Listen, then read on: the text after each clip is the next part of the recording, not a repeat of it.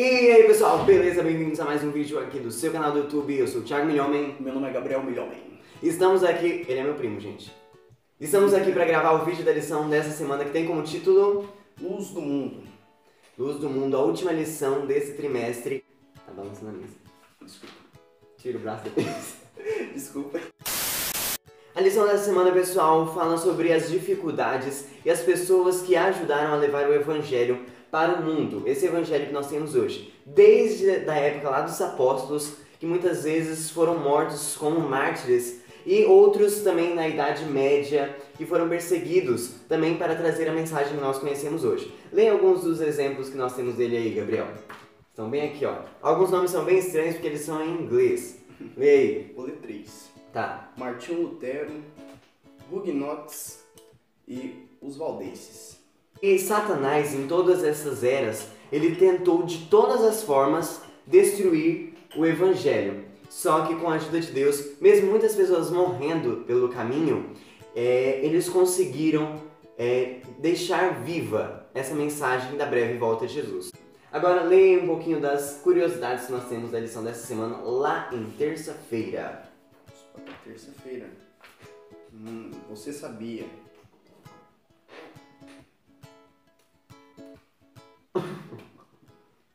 Qual curiosidade, Thiago? Qual curiosidade?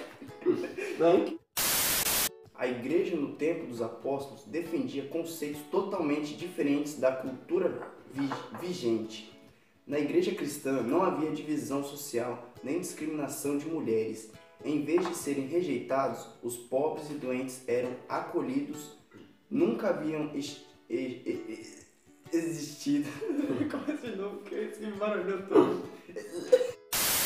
Existido uma comunidade como aquela. Então a igreja daquela época ela se diferenciava de tudo. Lá com os fariseus, eles tinham aquela divisão de classe: fariseu, saduceu, rico, pobre, mendigo. Tinha as mulheres que eram viúvas, elas não eram muito aceitas, nem mulheres de qualquer forma não eram aceitas na sociedade. E uma coisa que o mundo nunca tinha visto antes era a aceitação das mulheres, a aceitação dos pobres, dos órfãos. Então todos, ao invés de eles excluírem como os judeus faziam, eles incluíam todo mundo e ajudavam de alguma forma. Próxima curiosidade? Vamos para a próxima curiosidade. Tanto Pedro como Paulo terminaram seu ministério em Roma. Como cidadão romano, Paulo foi decapitado. Pedro, por sua vez, como judeu e estrangeiro, foi açoitado e crucificado. Ele pediu aos seus carrascos que o pregassem na cruz de cabeça para baixo, pois não se considerava digno de morrer como seu mestre. Mais uma. No ano de 40 depois de Cristo, estimava-se que apenas 1 em cada 1000 pessoas no Império Romano era seguidora de Jesus. Em 350 dias depois de Cristo, Em 350 o quê? depois de Cristo, surpreendentemente, 56% da população do Império Romano se declaravam cristãos, um índice de crescimento de 40% por década. Agora vamos ler na lição de quarta-feira. Pede para nós lermos um verso de impacto. São 3, mas nós vamos escolher apenas um aqui, que é Mateus 5, do 14 ao 16. Leia pra gente, por favor, Gabriel. Deixa eu achar aqui. 5, 5, do 14 a 16. 14 e 16. Vamos lá. Vocês são a luz do mundo. Não se pode esconder uma cidade construída sobre um monte. E também ninguém acende uma candeia e a coloca debaixo de uma vasilha. Ao contrário, coloca-se no lugar apropriado e assim ilumina a todos que estão na casa. Assim brilha a luz de vocês diante dos homens, para que vejam as suas boas obras e glorifiquem ao Pai de vocês que está nos céus.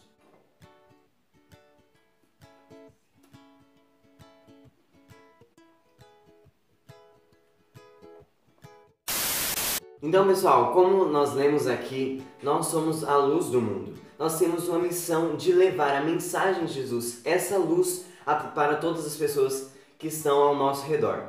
Muitas vezes a gente deixa a nossa luz parar de brilhar. Nós colocamos coisas que interfiram, coisas que diminuem a nossa luz. Muitas vezes nós desanimamos. E é isso que Satanás quer. Ele quer que nós desanimemos de tudo que tem a ver com Jesus, tudo que tem a ver com a missão.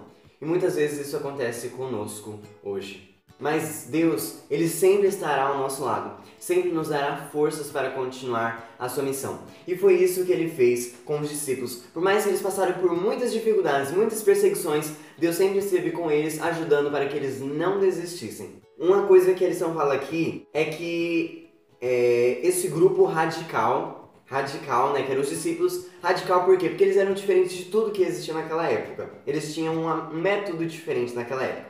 Eles eram simplesmente chamados de eclésia.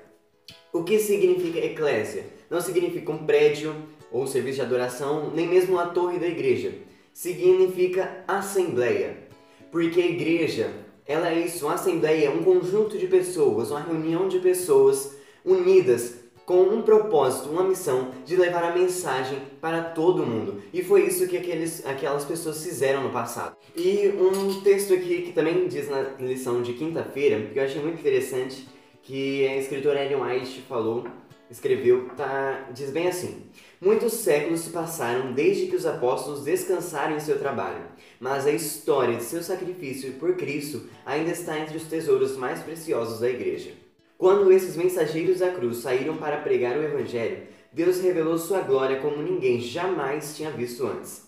Eles levaram o Evangelho a todas as nações em uma única geração. Mesmo sendo tão poucos, lá no começo apenas quantos por cento mesmo da população? No começo apenas 1 em cada 1000 romanos cidadãos daquela época eram cristãos. Em uma geração apenas, eles levaram a mensagem de Jesus a todo mundo. E nós hoje temos muitos meios de comunicação, temos a internet, temos as redes sociais, tem tanta gente que passa o dia todo mandando foto no WhatsApp. Gente, ao invés de mandar fotos no WhatsApp, não que isso não seja bom, mas envie coisas a ver com Jesus, envie a mensagem de Jesus para as outras pessoas e às vezes tire um pouquinho do seu tempo fazendo certas coisas seculares para pregar o Evangelho também. E pessoal, está mais do que na cara o que a lição dessa semana quer deixar para nós.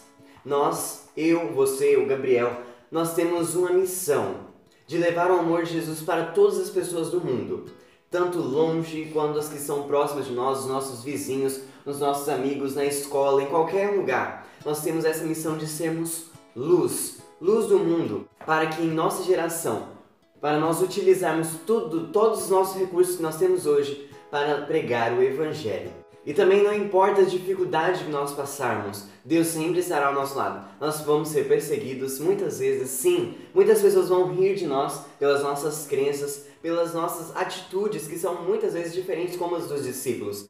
E o último textinho que eu quero ler para vocês, que diz bem assim: se a igreja se revestir do manto de justiça de Cristo e abandonar toda aliança com o mundo, ela estará pronta para amanhecer de um dia glorioso.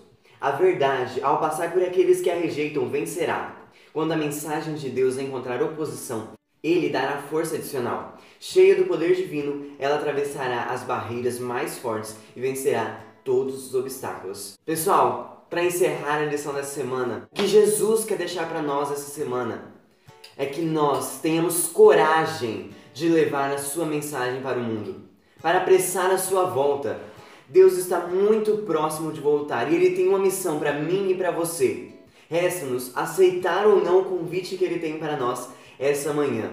Que eu e você possamos levar cada vez mais pessoas para a eternidade, junto conosco. Que palavra ou frase lhe dão um senso de esperança?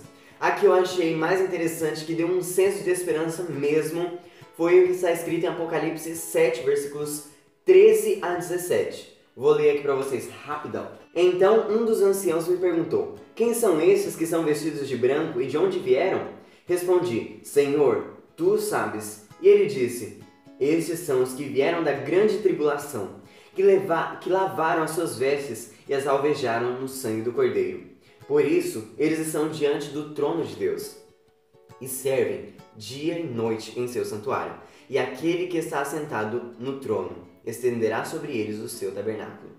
Nunca mais terão fome, nunca mais terão sede. Não os afligirá o sol, nem qualquer calor abrasador, pois o Cordeiro que está no centro do trono será o seu pastor. Ele os guiará às fontes de água viva, e Deus enxugará dos seus olhos toda lágrima. Então, pessoal, esse foi o verso que mais me deu um senso de esperança, pois nós podemos acreditar que quando Jesus voltar, Ele tem algo muito melhor preparado para cada um de nós, onde não haverá mais morte, nem dor, nem nada que nos faça tristes, nada que nos faça chorar, e nós passaremos a eternidade ao lado de Jesus.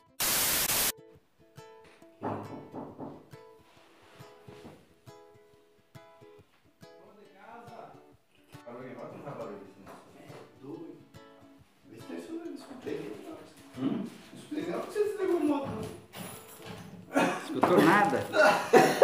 Não vai deixar aí não, né? Você tá gravando não, né? Gravando o quê? Olha aí, é o tempo que tá gravando aí. Você não falou nada. O que é essa comida pra mim? Tô com fome mesmo.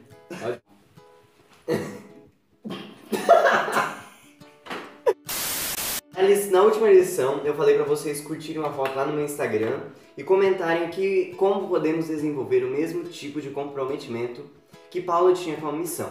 Oi, Ti! Podemos desenvolver esse comprometimento primeiramente e essencialmente por meio de Deus, só estando ligados a Ele, pois por nós não conseguimos. Paulo lutou sempre contra o seu eu, e ele de fato ia contra suas vontades, pensamentos e ações.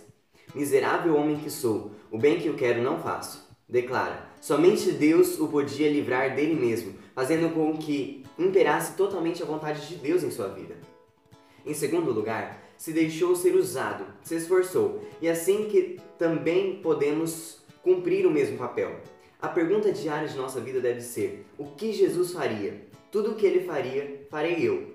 Jesus levava as pessoas à verdade do Pai. Assim precisamos hoje. Jesus está quase vindo. Devemos declarar essa verdade presente como uma missão que nos foi dada por Ele. Ela é da Gisele, de São José dos Pinhais. Ela é professora dos adolescentes lá da base Adolegarden. Ela diz que sempre nos acompanha e que continuemos com esse ministério lindo para a honra e glória de Deus. Muito obrigado, Gisele, pelo seu comentário lá. Muito obrigado também por acompanhar nosso canal, compartilhar aí com a sua base. Um abraço e um beijo para a base do Adolegarden, lá de São José dos Pinhais. Da Doralice Andrade. Sou de Fortaleza, Ceará. Faz tempo que eu procurava um canal assim, que bom que achei. Muito obrigado, um beijo, Doralice Andrade. Muito obrigado por acompanhar o nosso canal. Deus te abençoe. E um abraço para todos os adolescentes aí de Fortaleza, no Ceará. Pessoal, eu me esqueci de um abraço. Quero mandar um abraço pro meu primo André, pra minha prima Thaís, pra minha tia Maria e pro meu tio Misael, que é pai. E eles são os irmãos e a tia Maria é mãe desse meu primo que tava fazendo vídeo comigo. Um beijo pra vocês, gente. Então, pessoal, deixe o seu like, se inscreva aí no canal, comente aí embaixo o que você está achando do canal. Nós vamos pulando aqui no Pula Pula. E é isso, pessoal. Até a lição da semana que vem. Tchau, tchau.